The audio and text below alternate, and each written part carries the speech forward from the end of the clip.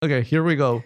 G'day Exiles, ZiggyD here. Ahorita sigo. Welcome back. I'm joined here once Hola, again ZiggyD. by Chris Wilson. Quiero introducción. How you going this morning, Chris? Going well, thanks. Thanks for hosting.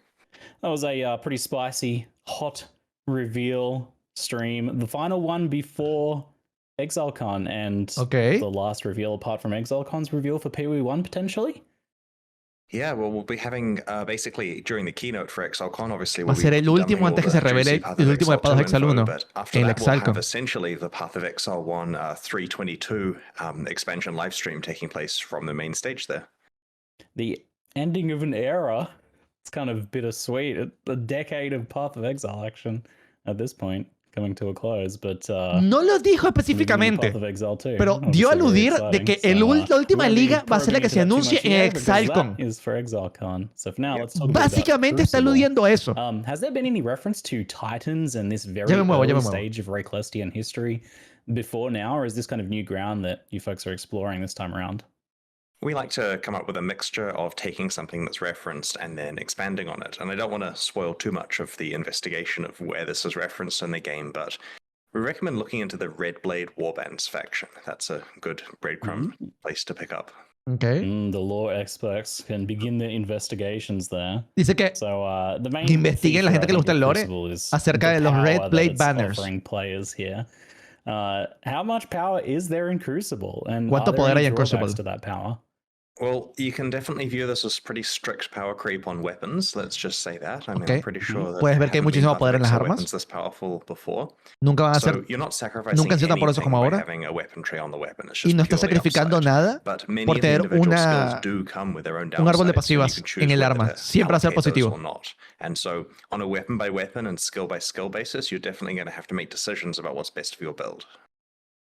When it comes to designing, obviamente vas a tener que decidir qué es lo mejor para tu build. Versus doesn't have drawbacks. How do you decide which route to go?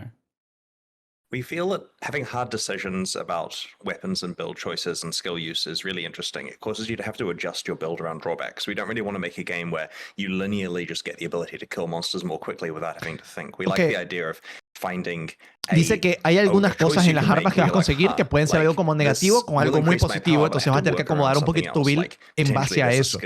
Porque no quieren que sea un juego en el que todo siempre es positivo y no tienes que pensar nada, como ciertos otros. Entonces, many of the skills here don't have drawbacks. This isn't like, say, Scourge, where there's a corresponding drawback to every single one. It's just the case that for the powerful ones, we've put, dice que no es como Scourge, donde cada cosa tiene algo negativo, sino que las muy poderosas van a tener algo negativo, que generalmente va a ser menor que lo positivo. Yeah, it feels like a big difference compared to Scourge in that regard. But I've always thought power creep is good when it's interesting, when it offers you like different decisions. Sí, dice que el poder es interesante, es bueno cuando es interesante. Powerful Crucible trees or nodes that you've seen in testing so far?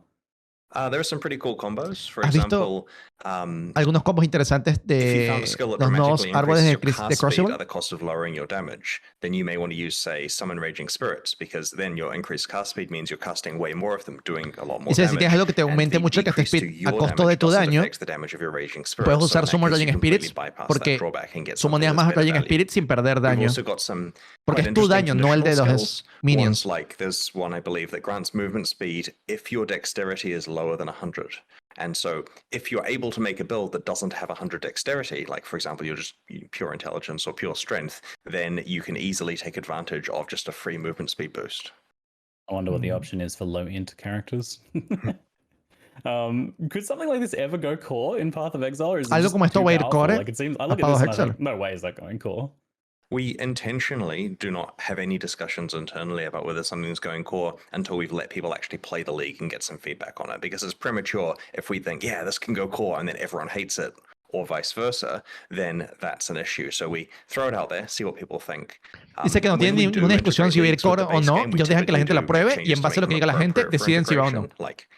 One of the many topics for this coming year is what are we doing about Sanctum, for example, and certainly there's discussion there about how we would make Sanctum appropriate for base game integration if it is going core. With these items having these crucible trees and everything, maybe the league doesn't go core, but these will go to standard in some capacity. Will they work in standard? How will that work? They will work in standard, yes. Estas van a funcionar en You can estándar. rip them from hardcore to standard right away. Las puedes importar de hardcore a estándar de una vez si quieres. Good fun. It's worth noting you can't level them up or allocate nodes any further in standard. Like, you probably want to get the tree allocated correctly before you do ref it to Dice que no vas a poder poner más nodos en estándar, I imagine there's así a que lot of tú deberías tenerla como experimentation as well, perfecta cuando si la quieres mandar para you estándar. potentially want to, like, looking at the end game of this is to level up multiple different weapons, selecting the best nodes, and then combining them together until you get like a blend of your perfect ideal nodes. And I imagine that could take a while to get the perfect one. Certainly, yeah. There's a lot of cool stuff that can happen that we learned from recombinators. So there's quite a big grind to get perfect stuff. And then when you're looking at it on uniques, for example, the grind is even larger. Like, we're really excited to some extent about how the concept of, let's say you want to have a like Starforge or something that's got the best tree on it. How would you actually do that? And it requires quite a concerted effort from most of the community of online players to achieve that, but it's possible. Ok. Dice que está muy emocionado de ver qué va a lograr la gente, sobre todo con los únicos. Yeah, if a skill has been allocated, like Dice que hay como cierta lógica, así como los recombinadores. Towards it, you're gaining the benefit from it and so on, then you can scour it with an orb of scouring. So that will unallocate that last node there. And then for the ones that you're working towards that you haven't allocated yet, you can instead retarget the effects, the efforts of the next Crucible encounter you do towards a different node. And I wish I had a graph up so I could demonstrate it. But essentially, if I'm halfway through leveling up to one of the two choices I have at a certain intersection, and I instead want to work towards the other one, I can just freely swap across. And once it's allocated, I have to use a scour to undo it and get that experience back. Excellent, that makes sense. The nodes available. Tú puedes usar Scouring Orbs para quitarte nodos. De eso. Yeah, I was just doing a quick dev check to make sure I wasn't making stuff up. Yeah, nodes on two-handed weapons are more powerful than one-handed weapons. You could think of it as, broadly speaking, if you have a two-handed weapon, you're getting the same rough power that you would from having a one-handed weapon dual wielded. Los nodos en las armas de dos manos son un poco más poderosos que las de una mano. That feeds into the next question, like quivers aren't craftable because a bow is a two-hander and gets that power level, I assume. Correct, yeah. We had the choice there of, do we want a bow? Las quivers no son crafteables porque ya el arco es un arma de dos manos. I'll probably balance it like a two-handed weapon and just ignore quivers. It means that we can double down on having powerful bow effects, and players only have to, in that case, craft a tree on one item. Did you ever feel like maybe we should give a special exemption to face breakers and similar items that have you not equip a weapon? It's been discussed, but we don't want to have a philosophy that every Path of Exile League must work on literally 100% of builds to its fullest potential, because that really constrains us to really water down leagues. Claro. Diciendo que hay casos como Facebreaker, donde tú no quieres tener un arma, they can still play just like they could last league. They're not getting to enjoy the pero dice que no quieren que algunas ligas estén como limitadas a que funcionen con el 100% absoluto de todo lo que hay en Path of Exile, sino que las personas que quieren jugar con eso pueden jugar con eso tal cual como jugaron en la liga pasada, pero no van a disfrutar las cosas nuevas. Weapon types. I assume bows and melee weapons will have different nodes because they want different things. But what about like swords compared to axes, or minion ones compared to non-minion ones? Yeah, so essentially weapon types do have mod restrictions. So the examples you give are reasonable. The bows and melee weapons have different ones. Cada base o cada tipo de base es distinta a otra. Las hachas tienen una cosa, las armas tienen una cosa, las espadas tienen una cosa, las varitas tienen una cosa distinta. Es como restricciones. But we have tried to make sure it's all sensible. You're not going to get stuff on a weapon that's irrelevant to that weapon.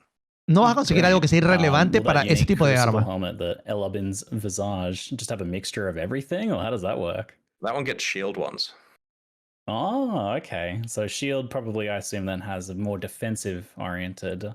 Yeah, I believe that it gets shield ones, but it can't give you like static local block and various other bits and pieces that wouldn't work very well. Ah, es aburrido entonces. El casco dice que nada más puede tener cosas del escudo. Aunque tal vez hay cosas rotas en el escudo. Tree to a unique item in the Primeval Remnant map. Can you progress the tree and unlock nodes in regular Crucible content encounter, or do you have to keep doing the maps? You can unlock nodes the regular way. So basically, doing that map, if you get the mod on it that enables you to put a Crucible tree on a unique, and I should add that's a moderately common mod, but certainly requires you to get lucky and get it, then you've kind of unlocked the ability of that unique to then have a tree that's explorable. At that point, you can then just go back to regular content and your regular endgame maps and level it up. It's only when you need to get a second copy of that unique unlocked and or do combining that you need to go back to the Primeval Remnant maps. Now, viewers are always looking for clever ways around the system. I saw one that was if you take a item that already has a Crucible tree and chance it into a unique, does that bypass the primeval map requirement? Okay. Yes, from doing that. It does. Oh, okay. There you go. Chance orbs going up. Any solution here that involves more gambling from the players is happy with us. Okay. Puedes tirarle una Now we have some, orbe chat de questions on these chance a topics un as ítem well. So, que no sea único, que se pueda Crucible convertir en único y interaction with mantiene el mirrored árbol. and corrupted items. Can you do anything with those, or are they locked out? Okay, so there's some fun Ítems stuff you can corruptos. do in the higher tier version of the endgame map, the one that's really hard to get. And an example here, and we don't want to spoil too much, but an example, I believe, is that there is a mod which enables you to use, is it a mod or a base property? It's a mod on the map item. Right, a mod on the map item that enables you to interact with corrupted items, for example. And so there are exceptions that you can bypass. I still believe you cannot do anything with mirrored items, right?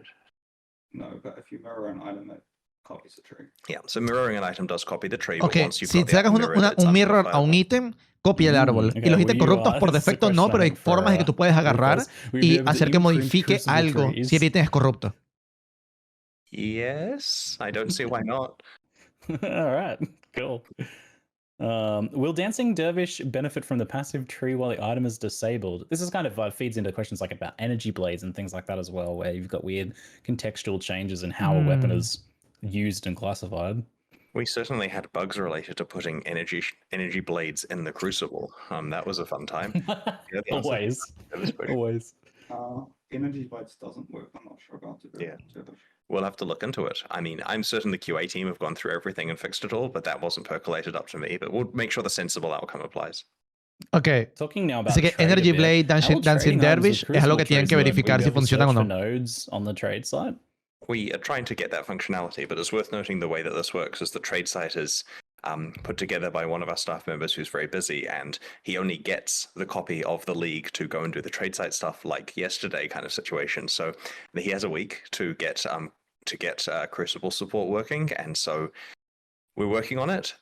It's difficult in this case. We normally can easily within a week sort out any itemization stuff that came from a league, and in this case it's quite complicated, as you can imagine. So we have no promises there, but yeah, of course we wanted to work on the trade side. Dicen que quieren que funcione el árbol de pasivos de los ítems better than us or faster than us, they're welcome en to do so, but in the el- meantime, yeah, we'll try to get it up. And en la we página want de it so that trade. people can easily Pero que identify tienen como certain nodes and trade for the desde items. ahorita una semana My para trabajar en expectation eso. is that it y will no probably be saben si lo van a straightforward to lograr. find items with a specific node, but doing complicated searches involving combinations of nodes and other stuff will certainly not be possible initially. And so I think that the worst case scenario is players are going to be able to find a bunch of items with a node that they're looking for and then manually examine them to work out which one they actually want to trade for. And that's not a terrible compromise. In fact, it's personally how I prefer it to work, so the trade is a bit sticky.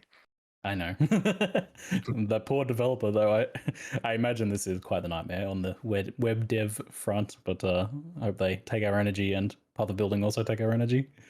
Wow, para los Now, building. Oh my magmatic God. ore was something that was kind of just subtly referenced in there. It was said to be a way of having tradable, itemized Crucible tree experiences.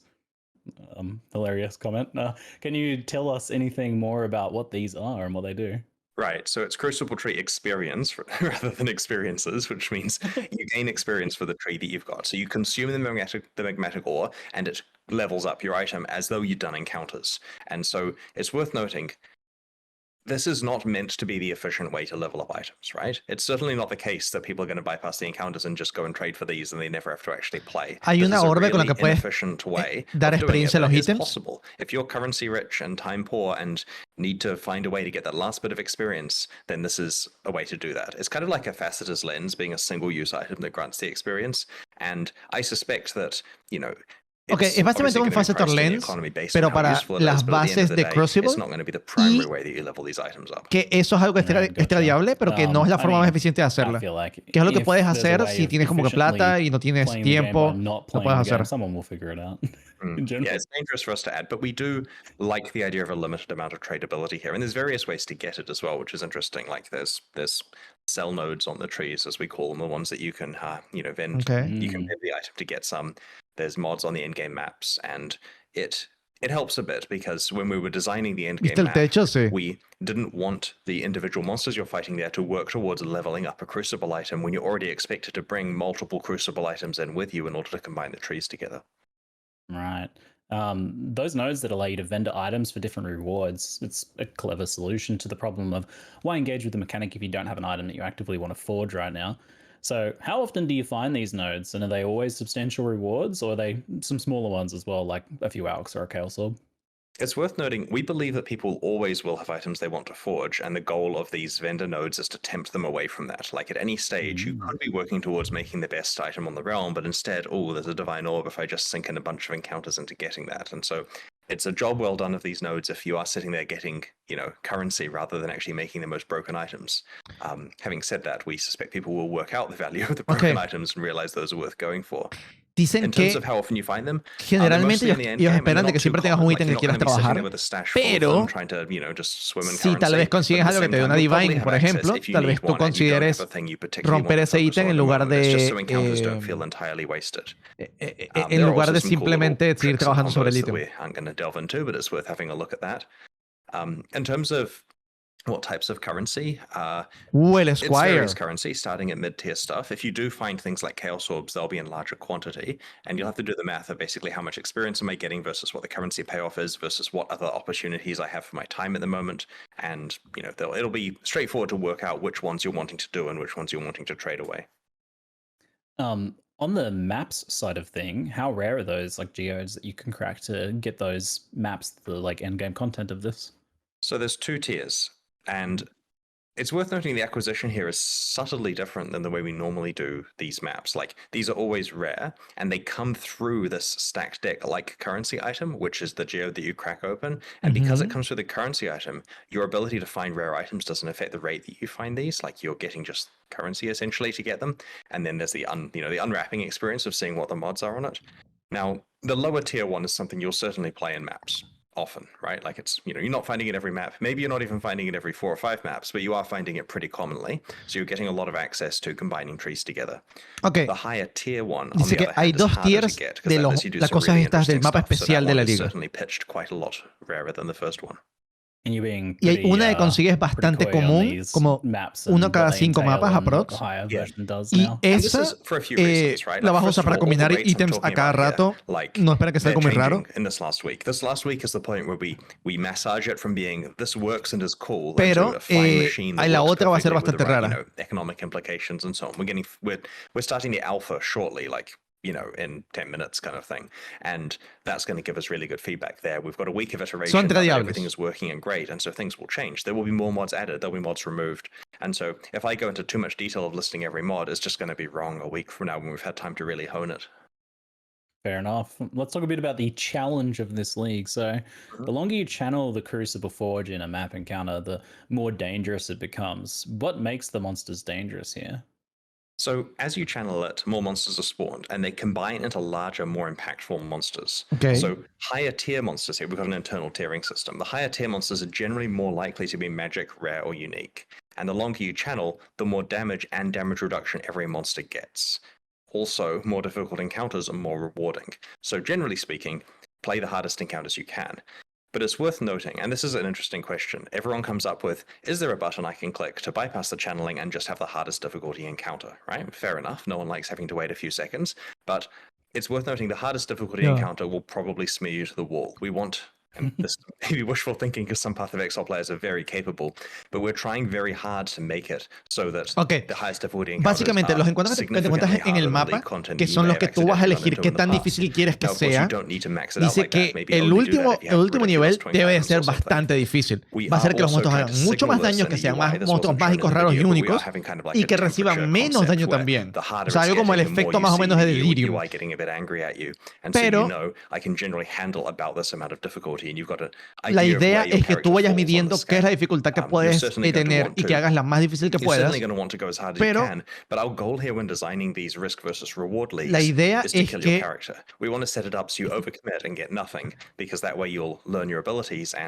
pero la idea de eso dice que la idea de ellos es que dejarte la oportunidad de que tú pongas tan difícil como quieras, te equivoques, sea muy difícil y no tengas nada, y así tú lo vas a tener que aprender. Cool. Yes. On that note, then, what happens if you fail a Okay. Crucible encounter? Is Si there some fallas, risk no te da reward nada. aspect here, just outside of dying?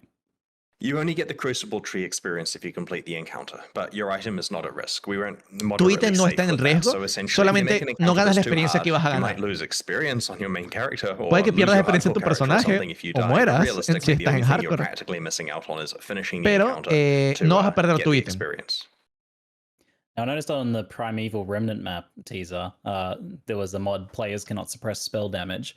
I know the intention is to make these maps very challenging, but how do you approach making monsters harder versus disabling aspects of builds or hampering the player when it comes to designing difficulty? So the mods on the maps are meant to be very dangerous. Like, we picked mods here that are like expedition remnants almost. Like, we want something that's very challenging, but you get fewer of them than on a regular map because half of them are upsides. So 6 modded map here has 3 upsides, 3 downsides.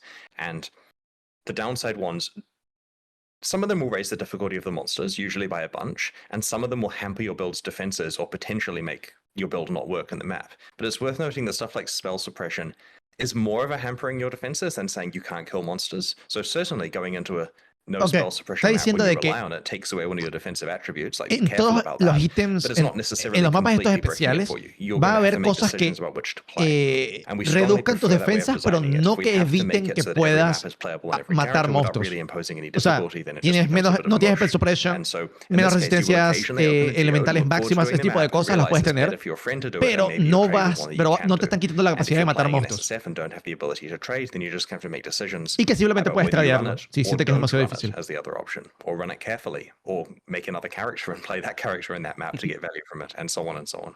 Full daños YOLO. I always have to ask, party play, how does it work in Crucible? En party, So it fully Ajá. works in a party. Everyone gets experience. todos ganan experiencia.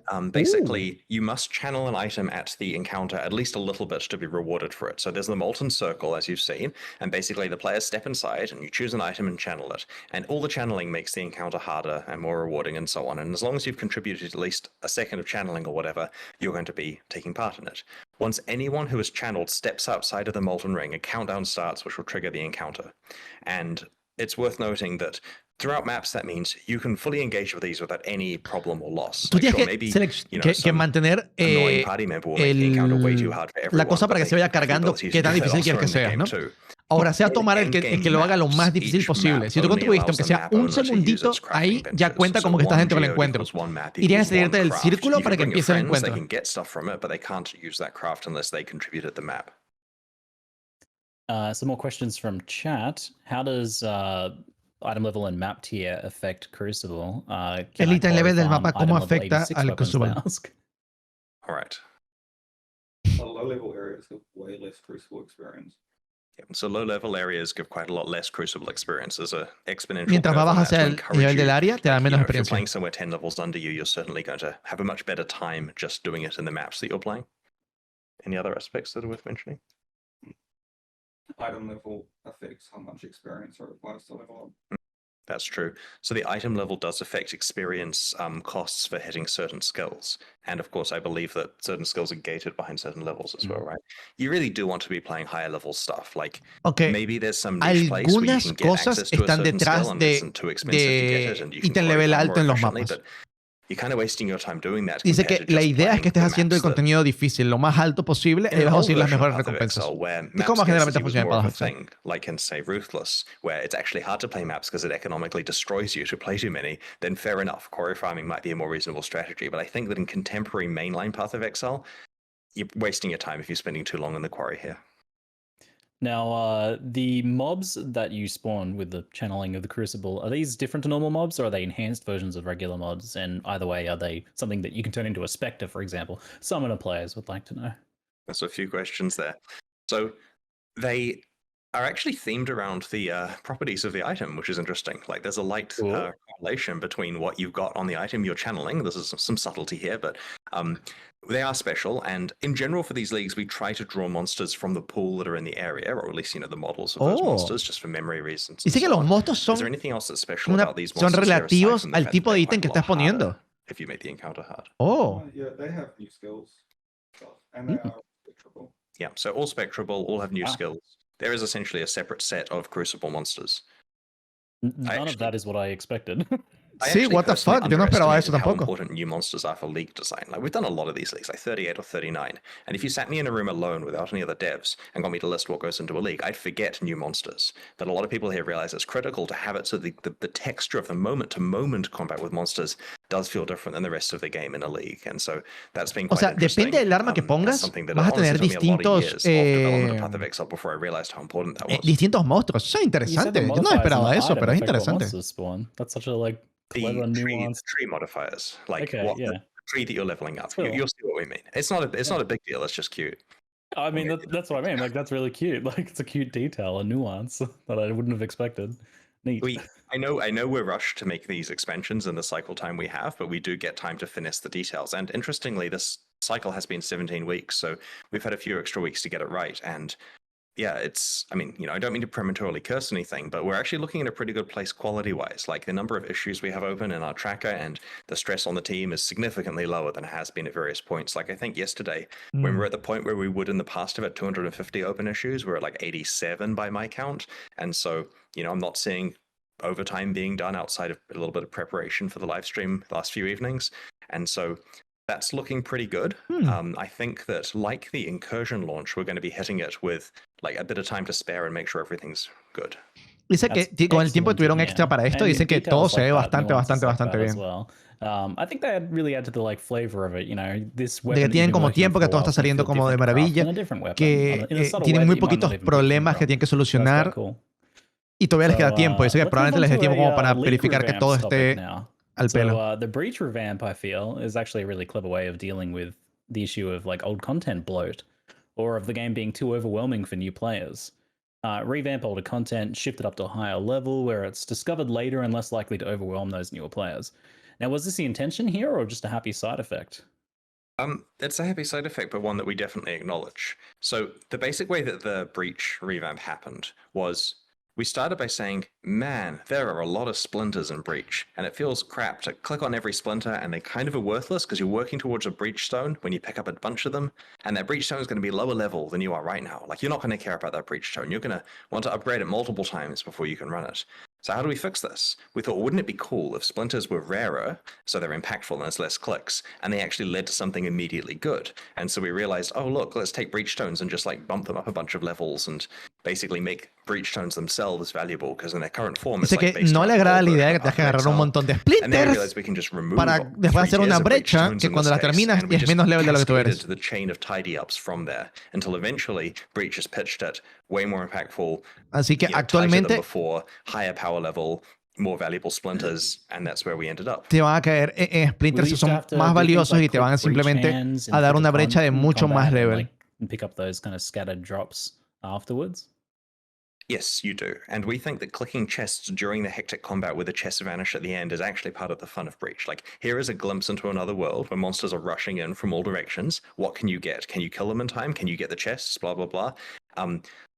It's part of the challenge of the short flash encounter here is to get as many items you can through whatever means. And so we didn't want to make it so it automatically gives you your entitlement of chest items at the end. Now, picking up scattered items is annoying. I get that, right? There's no, this is not an intentional thing that we're trying to make the player have to run around afterwards and look to see if stuff drops. That's we interesante. didn't Ya les voy a find any decir. good solutions that solved all cases, right? Like, during this process, there wasn't an easy way of sorting that out that fit in with the other changes we're making, but we're going to keep an eye out on feedback. It's certainly something we're open to changing in the future if we find a good solution. The Abyss revamp looks great. I don't really have any specific questions about that one. Maybe chat will. El tema de cliquear ítems y que queden botados por todas partes, porque en la brecha se te puede tocar las manitos y caen ítems ahí. It's very likely. No promises though on when. Like, dice que es parte de la brecha, parte de la experiencia de estás yendo a otro mundo y tal vez puedes agarrar monstruos, los puedes matar a todos los, tal vez puedes agarrar los ítems, tal vez puedas matar a todos los monstruos. Es parte del diseño que sea así. Dice que si tienen algún feedback interesante, que está dispuesto a escucharlo. We're always aware of the fact that Path of Exile is a complicated game with a lot of stuff going on, and your point about raising the level of Breach to take it away from, your introduction to maps is very valid. It becomes a thing where you know Path of Exile pretty well by the point that it's introduced, and it's difficult towing the line between how to describe this. It's difficult towing the line between lots of content being available and content being introduced at a slow pace. One of our competitive advantages versus other action RPGs is the fact we have a vast library of old content that's fleshed out. But on the other hand, that can be a problem because for new players, when they have to understand 20 complicated systems or 50 complicated systems, it's sometimes easier to play other games that require less learning. So we're trying to make sure that many of these do actually feel pretty optional and you get them, it's no problem for them to learn how Breach works several weeks into playing potentially. Dice que también otra razón de por qué pusieron la brecha de que sea de más level es porque así la vas a encontrar más tarde. Dice, tiene un plan para Ultimatum, eso todavía va a pasar, pero no es parte de esta expansión. Maybe it'll be announced at ExileCon. Maybe. Okay. Is Ritual being looked at for improvement? It got hit pretty bad due to the removal of +1 monster level watchstones. This is a question from chat. It hasn't been discussed yet, but as I mentioned, we haven't worked out the next set of endgame improvements, so fair enough. It'll be on the list to look at. Is there any plans to change Blight Atlas Tree notables? Half of them are there to guarantee Blight events when there's already Sextants and Scarabs. We actually did a pretty deep look at Blight on the Atlas Tree a few months ago, and there were some inconsistencies we wanted to tidy up. Again, I can't promise that's in scope for 322, but yeah, it certainly is something that we probably need to evaluate. Ok, dice que Blight puede que hayan algunos cambios que tal vez no estén para ahorita, pero que piensan hacer cambios para el árbol de maestrías de Blight. One in particular that really impressed me was the life mastery that gives 15% life if your body armor has no life on it. That kind of feels like a game changer in some ways. Body armor has always had really fierce competition, and whether something has life or not is a big part of the evaluation there. So I really like this design overall, but we do have some unique items that have 5 to 10% increased life, and I imagine that might feel like a bit of a bummer if you want to use one of those. Well, in that case, you save yourself a passive point, and you get to go pick a different mastery, and there are some powerful ones to pick instead. We're not intending to go and remove life off those because of the presence of the mastery. That'll make it feel pretty mandatory. That'd be such a funny way to solve that problem. Yes. Find that no life.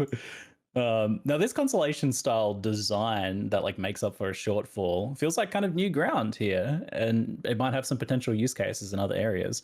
For example, the idea of 20% increased movement speed if your boots don't have movement speed. Is this something you'd consider expanding out in other areas? Oh. It's currently just on the life mastery. I mean, we've got other interesting new designs on the other masteries, of course, and it is a possibility for later, but we want to be careful with this one because in the boots case, for example, I worry that soon you'd pick, the masteries that make your gear good, and then it doesn't really matter what your items are, as long as you, for the love of God, don't roll that movement speed or life. And that's kind of against most of how people are trained to create items in Path of Exile. Dice que la idea esta de que si no tienes vida en la armadura y te dan 15% de vida adicional, que es muy interesante y que tienen ideas de poner eso en otras partes, como por ejemplo si no tienes velocidad de movimiento de las botas, tienes 20% de velocidad, pero que quieren tener mucho cuidado con esto porque este tipo de cosas significan como que tus ítems puede que no importen, tus ítems simplemente son buenos porque ya lo acomodaste en el árbol y sé que no quieren caer en eso, entonces están probando. Creo que todavía queda drops, los están preguntando. A lot of people have been hoping for a meta shake-up in terms of changing skills specifically, but here we're getting a bunch of new Val skills obviously have an impact, and then all of these masteries and passive changes and stuff like that. Now, what factors kind of go into deciding whether you want to rebalance a skill or the other things like gear and passives around a build, rather?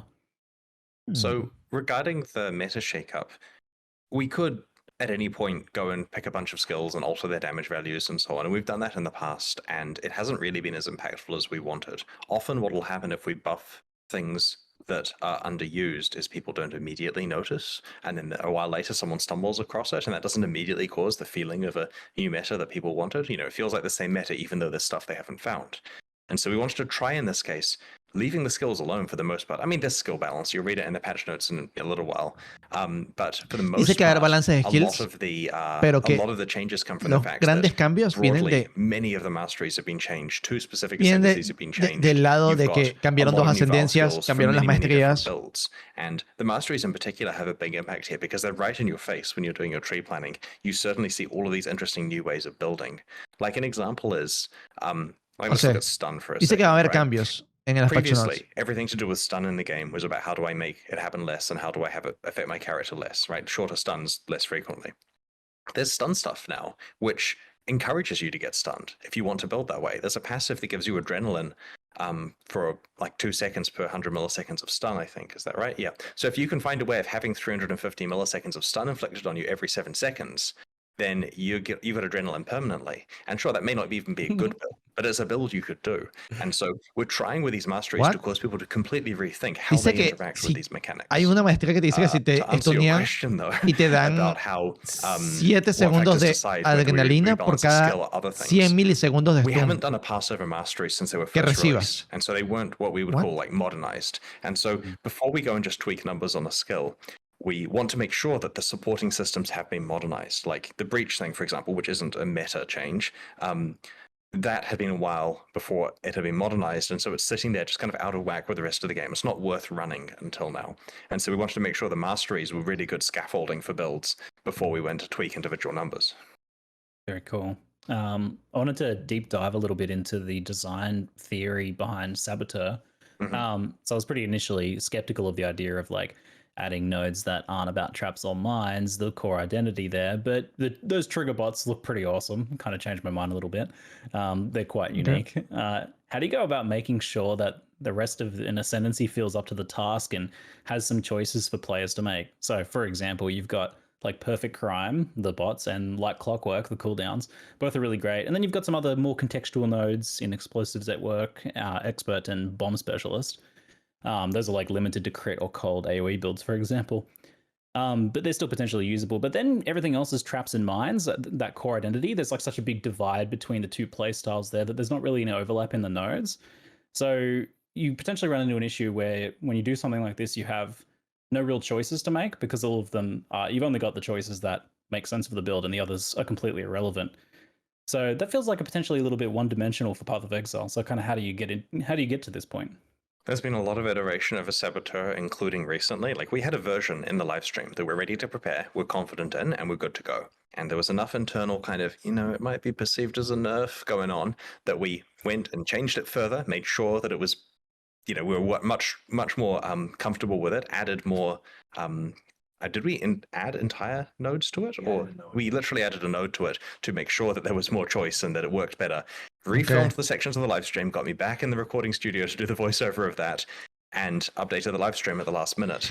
Dicen que we want to make sure that the different builds work. Es importante para Path of Exile de que tengas una ascendencia que aunque tenga una identidad muy clara, puedas hacer distintas cosas con esa y que no estés obligado a hacer algo particular. Como el Saboteur, que no tiene que ser a juro trampas o minas, puedes hacer otra cosa que no sea trampas o minas. 100% have an association with Saboteur. There are trap and mine builds with other ascendancies now. Like with Necromancer, how if you want to use minions, it's possible to come up with minion builds that are on a different ascendancy. And so the Saboteur is the obvious place to go for easy access to trap and mine power, as well as like trigger stuff, right? It's the first point of call, but it certainly isn't the final point of call for people who want to do some really wacky stuff. Yeah, and that kind of like raises a good counterpoint, which is like, Bro, voy a quitar ese mote. Choices for trigger builds in Saboteur besides the ones laid out. You have all of the other classes to decide. So picking Saboteur in the first place is that choice. Lo siguen spameando. And fun new playstyles added. The trigger bots are pretty OP. They look awesome. So cool. Los trigger bots dicen son muy buenos. Does the new passive reworks to the two new classes affect Ascendant at all? Did we change the Ascendant? Yes, we did. Yep. Hicieron un cambio en la ascendente. En la ascendant. Yes. Referente al Saboteur probablemente. Good job, background devs. I want to look at that now. Do you folks plan on changing passives around the tree or just the masteries that are changing? Yeah, there are passives that have changed around the tree. Right? Yeah, there's new clusters. No se ha hablado todavía de los regalos. Estoy esperando a ver si qué más dicen de As eso. soon as we stop talking, have all the details. But it was mentioned in the live stream too, just in passing. Like how I mentioned early game balance changes, and then everyone comes to me and says, "Why are you not talking about the early game balance changes at the live stream?" Yeah, there was life recovery clusters. There was a few new clusters scattered around to increase access to masteries, and there was +1 projectiles. Yep. So that was pretty spicy. Okay. Here's a question about Sab. If Sabo trigger bots trigger your spells on them, how do those trigger bots cost mana to trigger? Like, do those spells cost mana? Like regular triggering, right? Yeah, it's just like regular triggering. The difference is There are 2 trigger bots. They run at the enemies like you'd expect. It triggers from both of them. And instead of just purely doubling your damage and moving it onto the enemies, there is this minor damage penalty so that it's not quite, literally double damage, but still obviously is a big boost. All right. Let's talk about a couple other random questions. You mentioned a fair amount of early game changes that changed the racing meta, though this is the sort of thing that affects everyone. So what sort of early game changes can we expect? And by the way, Bex, let's flip something involving support gems. Sorry. Yeah. Okay, ¿qué pasó con las support so we gems? actually have another whole skill gem and 3 support gems that we didn't even talk about in the live stream. It's 1 main skill and 3 supports, right, guys? Snipe, Mana Forged Arrows, Prismatic Burst, Momentum, I think. Yeah. Pusieron 3 supports nuevos y un nuevo skill nuevo. It's interesting how this happens, really, but we and ahed about what to do about the ExileCon races for so long, right? Because we didn't want to just say, oh, look, it's the same Katavi kill as last time, go. Because then we get exactly the same race with exactly the same racers, and it's just a repeat of the 2019 event. But at the same time, when we looked at other wacky races we could do, they didn't feel like Path of Exile. Like, Path of Exile Racing is a celebration of how quickly can you play through the game without wacky mods involved? And so people, when we asked them what they liked about watching the races at ExileCon, was the fact that the races are doing everything that the normal players are doing just so well. Like, they're just so optimized with their stuff. So we wanted to make sure they were playing true Path of Exile. The problem is true Path of Exile is more or less pretty similar to what it was in 2019. So we said, well, what if the racing strategy is different? What if we just went and improved the early game in a way that doesn't have significant impact on the actual meta of the late game? Okay. And just did a whole bunch of tidy up in ways that really affect races. And that way the racers can play 321, which is released in a week. We'll do all the qualifiers during 321. And that's also the version of Path of Exile that's live at ExileCon, because 322 is coming out a couple of weeks after ExileCon. So it perfectly fits a consistent set of balance that we can keep the same for fairness. And so many changes were made, and this involved some pretty radical stuff. Controversially, and this is explained better in the patch notes, we've removed the Onslaught support gem from early game situations. Honestly, the patch notes do a much better job than I do of explaining it, but in return, other gems have been introduced which achieve similar goals to it. And so I'd recommend reading the patch notes for the Las full patch detail, notes but son there are muy several new importantes porque gems which do quitaron affect algunas in-game gemas builds, and there are support now options you have early, available. las pusieron más The favorite adelante one that I was y reading about recently was, agregaron otras gemas, cool, movieron like, unas que se consiguen más tarde, se pusieron semi-support más gem, al which is principio. called Snipe, which our internal description that has probably been improved since this was written was channel to charge up your bow, gaining stages. Release to trigger 1 linked bow skill for each stage gained. And a few other caveats. Whoa. And so basically you can channel and then release a bunch of bow skills at the same time. So cool stuff like that has come out of this. And yeah, it's, balance changes. There's going to be some nerfs in there. There's going to be some buffs, but they do not have a large impact on Va un Path of support Exile. snipe. So when reading the patch notes, take Es it with a bit of a parecido grain del of salt that Asylum. it's aimed at the early game. This is interesting because, like, in the past, the idea was talked about of having like some skills that were like the low level ones, and then potentially would transition them out of it. But it's not something that's really true to Path of Exile very often. Like most of the time, most things that you can use in early game are end game viable as well. So this is kind of more a design of having some things that potentially are very early game and not really necessarily intended for late game. Yeah. Do you think you'll explore like skills more in that realm in the future as well? And is that, I don't know, something that Path of Exile 2 will feature more? Well, Path of Exile 2 gives us an opportunity to somewhat tidy up what skills there are, and we're moving things around between levels and basically having a chance to, because it's a game that obviously involves many changes, having a chance to actually review stuff. So that helps with us working out what are the early and high versions of things. Obviously, we can make those changes in current Path of Exile 1. It's just that it comes at a cost where we take something and break it for high levels or take it away from early levels and suddenly build, say, hey, I was using that. And, there's certainly a live cost to that. Now I see a few things come up in chat. Está hablando del tema de los niveles de los skills. I'll touch on those. Some Pero no other es tan ascendancy players. importante. What was that? I was asking, they want us to log in? That's certainly that. Okay. There's a few other ascendancy players who want reassurance that their ascendancy will be addressed. I see Gladiator mentioned a lot. Yeah, we could list the 17 ascendancies. We don't yet know which ones are coming. Shall I tell a story? Okay, I'm going to tell you a story. Sorry, everyone who's on patch notes. We're getting story time instead. Okay. Vamos a contar una historia de Chris Wilson. We wanted to nerf all the ascendancies in Ruthless. Queremos nerfear todas las ascendencias en Ruthless. And so we looked into what that would involve. Pretty quick numeric nerfs.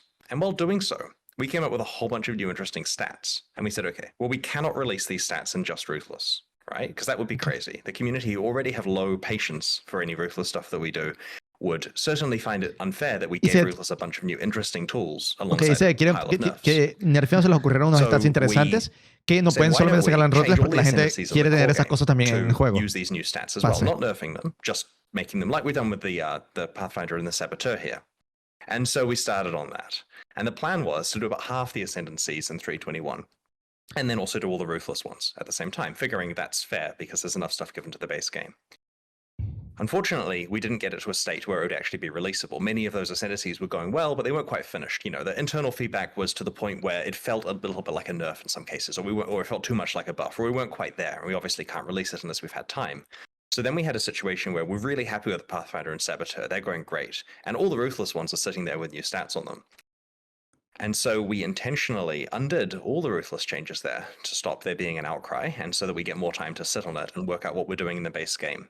And so the intention is that we do have stockpiled a large number of Ascendancy changes from when we get time to do it properly, which hopefully will include many in 322.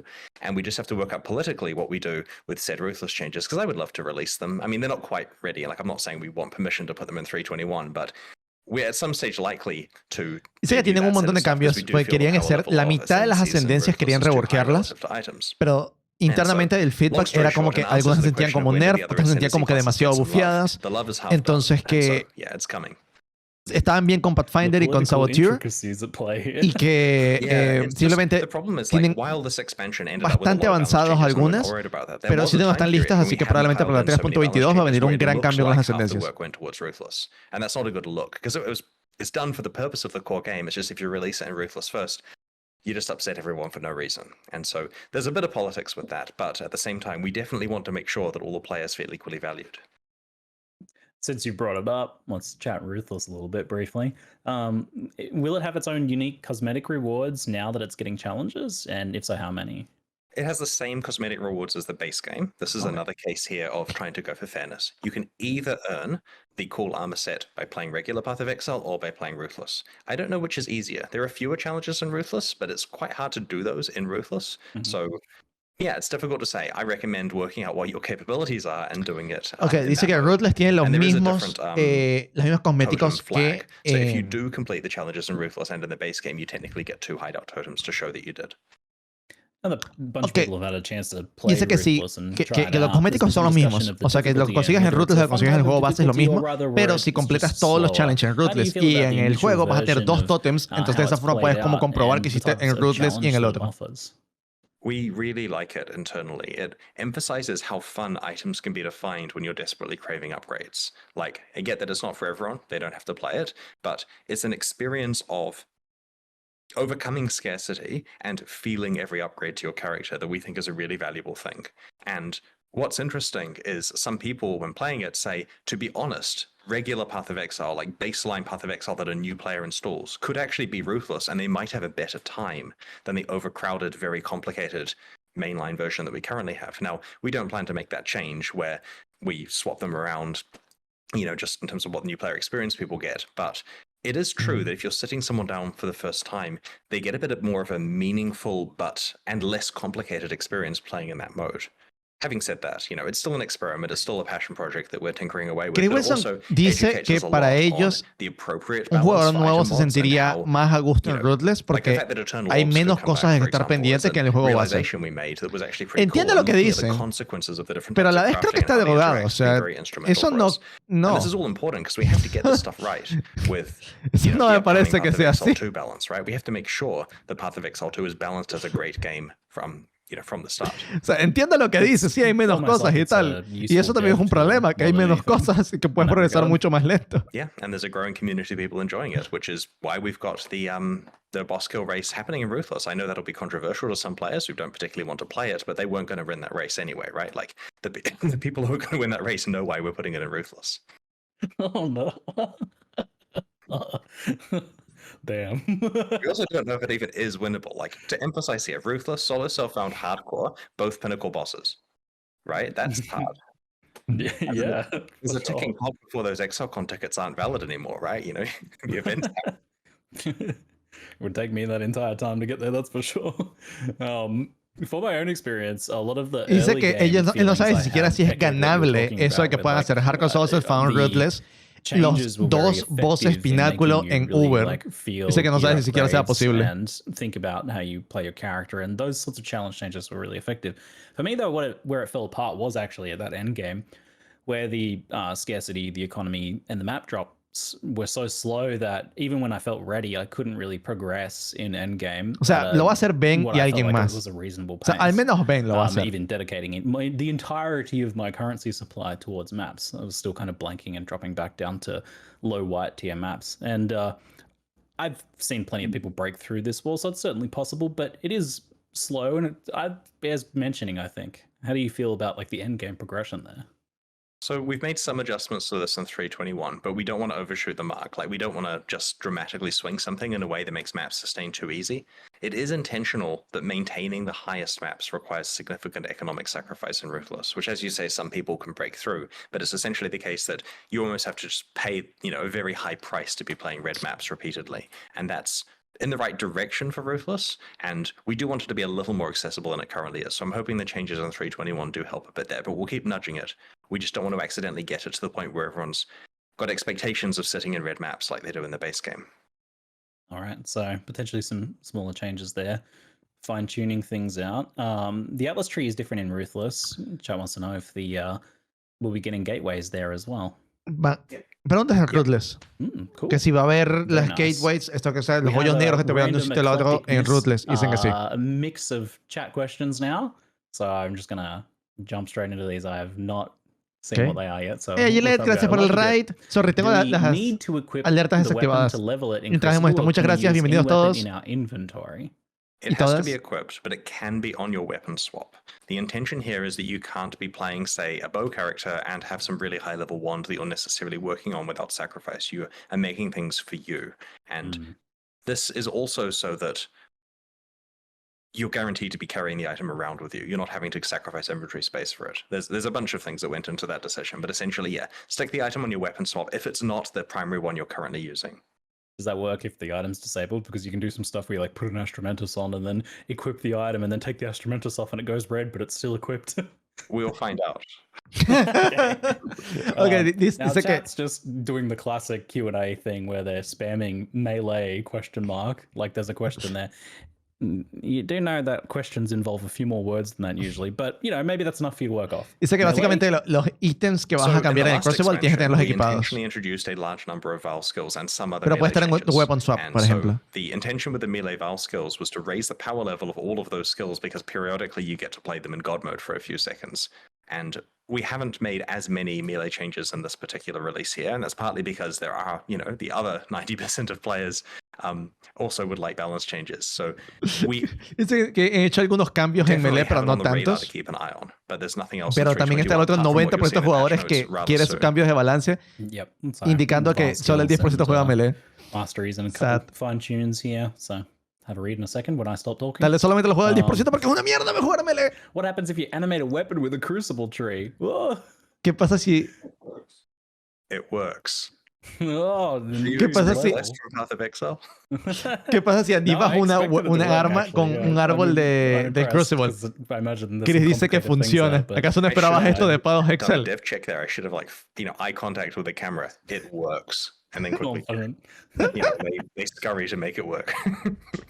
Even things that allocate passives, does that work? Because they don't have a passive tree, right? Surely those don't work. There's the ones that make sense for it to work will work, but I don't think. Like Master Fletcher, for example, right? Oh. It should work. It should work. Like at the end of the day, right? Animated guardians and animated weapons are just entities that get stats, right? Like if you give an animated weapon +1 arrows or something, it's going to fire +1 arrows, like a monster would, like the player would. Yeah, but you're giving it a passive that then gives the +1 arrows. That implies they have a passive tree. Does that imply they have a soul? Oh, it's technically that we're not giving it the passive. We're giving it the stat and we're calling it the passive. But we're getting into internals here. Maybe we are giving it. Anyway, we're fine. Estoy diciendo algo interesante ahí. Que le están dándole los stats. That raises ethical questions. No los pasivos como tal del Atlas. Oh God, okay. Eso es interesante. O sea, puedes tenerlo dos Does veces. Puedes things like ponerlo en el pack árbol size y también en el affect Crucible? arma. I assume map modifiers will in general, right? So here's an interesting one. The items that are shown in the live stream do include pack size on those the rare maps there, and that doesn't affect the Yeah, so in the in-game area, pack size doesn't exist. In regular maps, pack size does influence the value of the monsters being spawned. Right, okay. Yeah, so the bit I was getting at was more of a side point, which is that pack size doesn't exist on the endgame maps that, you know, the Crucible specific ones. The pictures on the live stream do show it. That's because we hadn't removed it at that stage, and this is because it had no way of really juicing up the size of the encounters you're finding there, so we went with quantum rarity instead. With regard to the base game, if you get pack size on your maps, it will increase the value of the Crucible monsters and their encounters. Si pones más pack size en tus mapas, eso va a aumentar la cantidad de monstruos que encuentras en el Crucible, por lo tanto va a aumentar la cantidad de experiencia que vas a ganar. Destroying an item to create a permanent NTX. Is there any word on this, or has it been abandoned as unfeasible? It's hard, and we haven't done it yet, but it's certainly something that we don't have philosophical problems with. Okay. All right, chat. You been spamming anything else? I'm going to go log in soon. Yeah, log in. Is that the spam? Play some Crucible. It's still typing melee. Mana builds. Any changes planned for expedition gear? What's next with Ward? I'm unaware of any changes planned for expedition gear at the moment. I mean, at this ¿Algún stage, it's cambio pretty much a para matter of they can read the cambios patch a notes Ward? in a couple of minutes, and that will answer, and you know, Control F Ward, right? And otherwise, you know, keep posting feedback about what stuff you'd like to see changes to, and we'll look into it for the upcoming expansions. Perfect. Well, let's make that 1 minute. People want to know if fishing rods will have crucible trees, Chris. I'm not going to answer that. I'm going to let them work it out, right? Las cañas de pescar tienen árbol de pasivos de Crucible y dijo, no lo voy a responder, tienen que ustedes descubrirlo. All right, see you fun folks later. Esa es buena.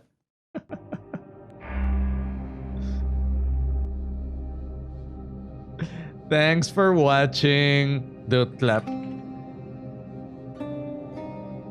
Pretty good, pretty good. Pretty good, dude. Pretty good. Ok, tenemos...